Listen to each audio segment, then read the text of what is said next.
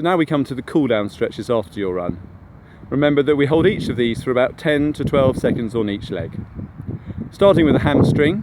To do this one, you put one foot in front of the other, and then with your back leg, you just bend the knee and sit down into the stretch. Remember with this that you want to be keeping your back straight and nice upright position. If you need to get a bit more stretch on it, you just lift the toe on your front leg and you should feel that stretch a bit more.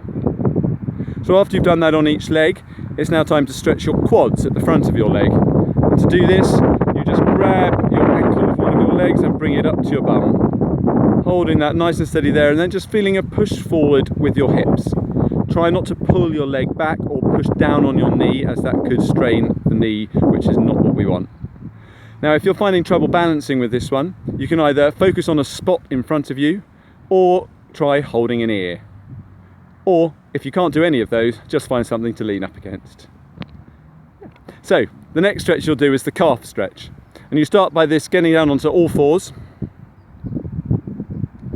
And then you raise your knees off the ground, put one leg behind the other. And from that position, walk your hands back towards you until you can feel that stretch on the calf. Don't feel that you have to get any heels down on the floor if that's too much. It's just until you can start to feel it stretching. So again, 10 to 12 seconds on each leg. So after you've done the calf one, that's right, you'll just walk the hands down nicely. Don't come straight snapping out of it. And we then move on to doing the adductor stretch, the inside of the thigh. And for this one, all you need to do is stand with your feet slightly further apart than shoulder width. And then you lean out with one knee and forwards with it slightly as well. So it's a kind of a diagonally pushing outwards and to the front, but keeping an upright body position as well, not leaning to the side or leaning back to front. And again, go to both sides for that.